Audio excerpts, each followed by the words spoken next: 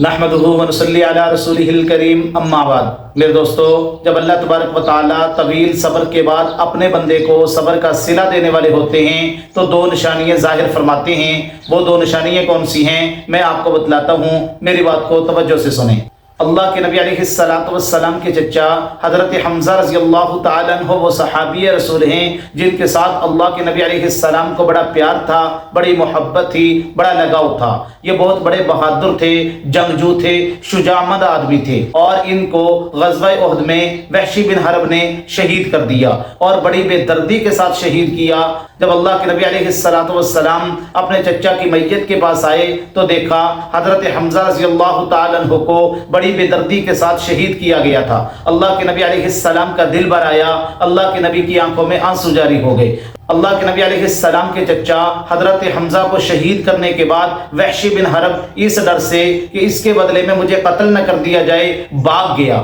اس کے بعد اللہ تبارک و تعالی نے قرآن مجید کی یہ آیت اتاری، الا من تاب وآمن وعمل عملا صالحا فاولئک یبدل اللہ سیئاتہم حسنات۔ میرے پیارے محبوب، جو بندہ اپنے گناہوں سے توبہ کر لے اور اعمال صالحہ شروع کر دے، اللہ تبارک و تعالی اس کے گناہوں کو اس کی نیکیوں میں تبدیل کر دیں گے۔ وکان اللہ غفور الرحیم، اللہ تبارک و تعالی تو بہت بڑے غفور الرحیم ہیں، بہت بڑے معاف کرنے والے ہیں۔ وحشی بن حرب نے جب یہ آیت سنی، اب وحشی بن حرب کے دل کے اندر خیال آیا کہ میں بھی ایمان لے آؤں، ہو سکتا ہے اللہ مجھے بھی معاف کر دے۔ اللہ کے نبی علیہ السلام نے وحشی بن حرب کے پاس یہ پیغام بھیجا کہ وحشی، اگر تو بھی کلمہ پڑھ لے، تو بھی اسلام لے آئے، تو بھی مسلمان ہو جائے، اللہ تبارک و تعالیٰ تیرے گناہوں کو بھی معاف کر دیں گے، تیری توبہ کو بھی قبول فرما لیں گے۔ اب وحشی بن حرب نے جب یہ بات سنی تو اس نے کہا قرآن مجید کے اندر تو یہ ہے الا من تابا، جو بندہ توبہ کر لے اور اعمال صالحہ شروع کر دے۔ تو میں نے تو اتنے بڑے گناہ کیے ہیں،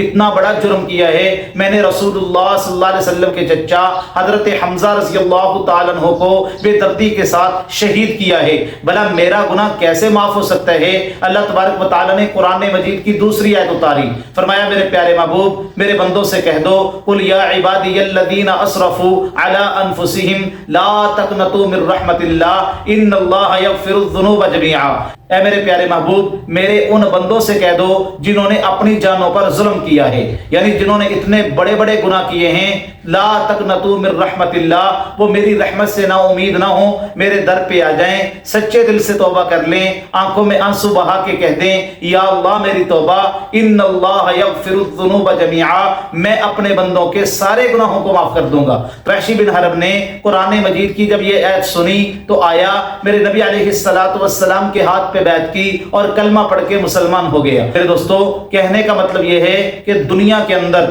اسلام ہی واحد ایسا مذہب ہے جو انسان کو مایوس نہیں کرتا، جو انسان کو تسلی دیتا ہے، جو انسان کو خودکشی نہیں کرنے دیتا اور وہ گناہ گاروں کو بھی تسلی دیتا ہے۔ اب وہ دو نشانیاں کون سی ہیں جو طویل صبر کرنے کے بعد جب اللہ بندے کو صلہ دینے والے ہوتے ہیں ظاہر فرماتے ہیں؟ ان میں سے پہلی نشانی یہ ہے کہ جب بندہ دعا مانگے، اللہ کے سامنے دعا کے لیے ہاتھ اٹھائے، جب دعا کی کیفیت بنائے، اللہ سے مانگنا شروع کرے تو خود بخود اس کی آنکھوں میں آنسو آ جائیں، اس کی آنکھوں سے آنسو بہنا شروع ہو جائیں اور اس کی یہ کیفیت بن جائے کہ وہ اللہ تبارک و تعالیٰ کے سامنے عاجزی کے ساتھ، انکساری کے ساتھ، ندامت کے ساتھ دعا مانگنے کی کیفیت بنا لے۔ اگر اس کی یہ کیفیت بننا شروع ہو جائے، اس کی آنکھوں میں آنسو جاری ہونا شروع ہو جائیں تو سمجھ لے اللہ تبارک و تعالیٰ نے اس کے صبر کو قبول کر لیا ہے۔ اب اللہ تبارک و تعالیٰ اس صبر کا اس بندے کو صلہ دینے والے ہیں۔ اور دوسری نشانی یہ ہے، اگر وہ اپنے کندھوں پہ پہلے بوجھ محسوس کرتا تھا،